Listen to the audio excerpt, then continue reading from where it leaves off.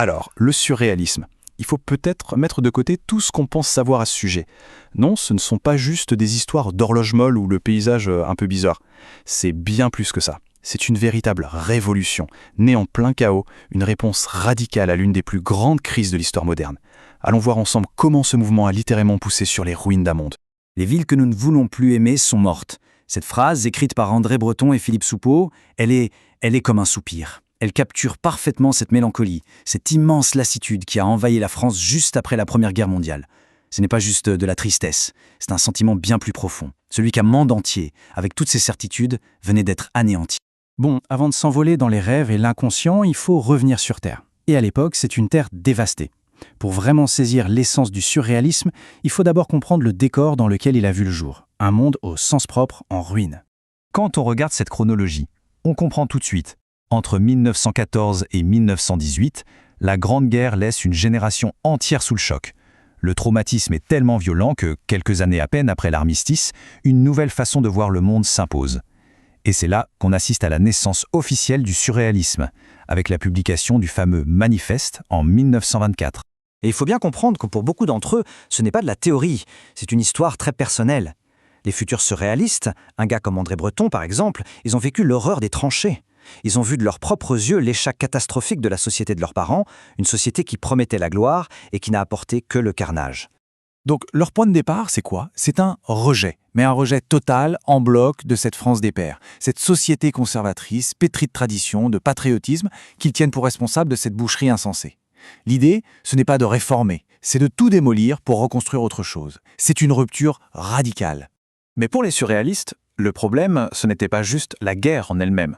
C'était tout le système de pensée qui l'avait rendu possible. Et ça nous amène à leur deuxième grande cible, la raison. Et là, ça mène la question fondamentale, celle qu'ils se posent tous.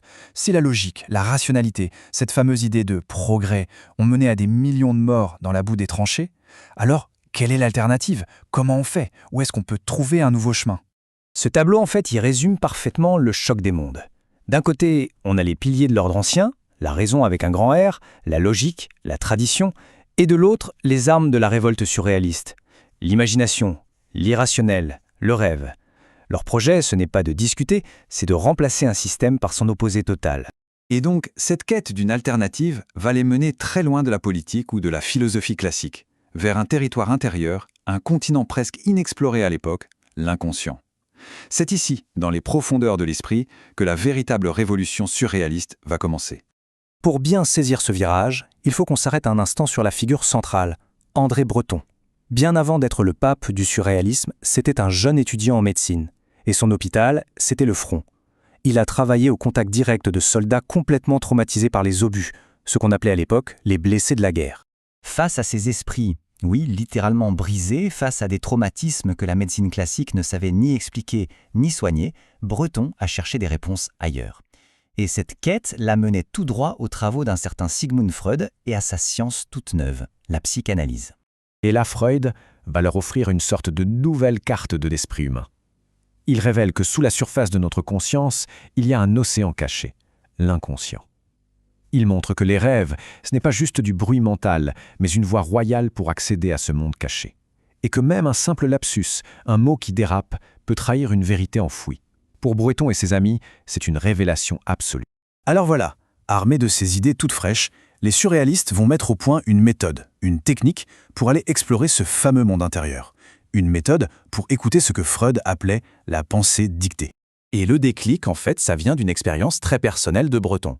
Un soir, comme ça, dans un état entre la veille et le sommeil, il entend une phrase qui n'a aucun rapport avec ses pensées.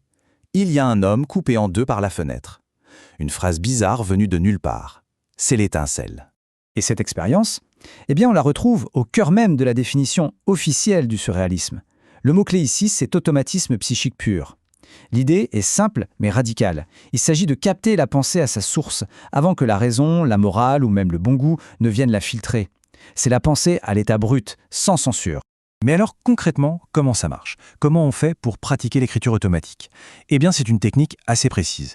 Il faut s'isoler, se mettre dans l'état le plus passif possible, oublier son génie, son talent, et surtout écrire très vite, sans réfléchir à un sujet et sans jamais se relire ni se corriger.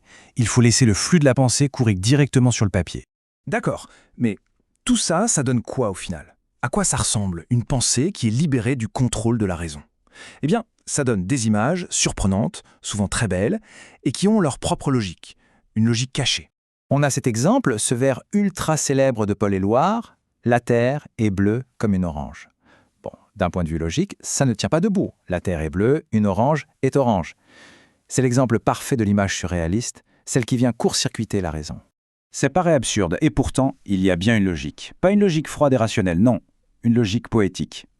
Il faut savoir que dans les années 20, l'orange c'était un fruit rare, un luxe qu'on offrait à Noël. C'était un symbole de fête, de joie.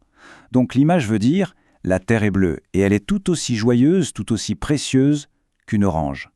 L'association se fait sur l'émotion, pas sur la couleur. Et à travers cette logique poétique, on touche au but ultime du mouvement. Le surréalisme, ça n'a jamais été un simple jeu d'artiste. L'objectif était beaucoup plus grand.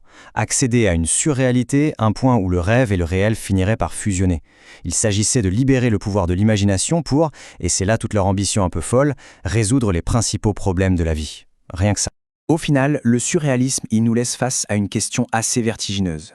Si notre esprit logique, celui qu'on utilise tous les jours, nous impose des barrières et nous censure en permanence, alors quelle vérité, quelle beauté et quelle possibilité incroyable notre inconscient pourrait-il bien nous révéler si seulement on prenait le temps de l'écouter ?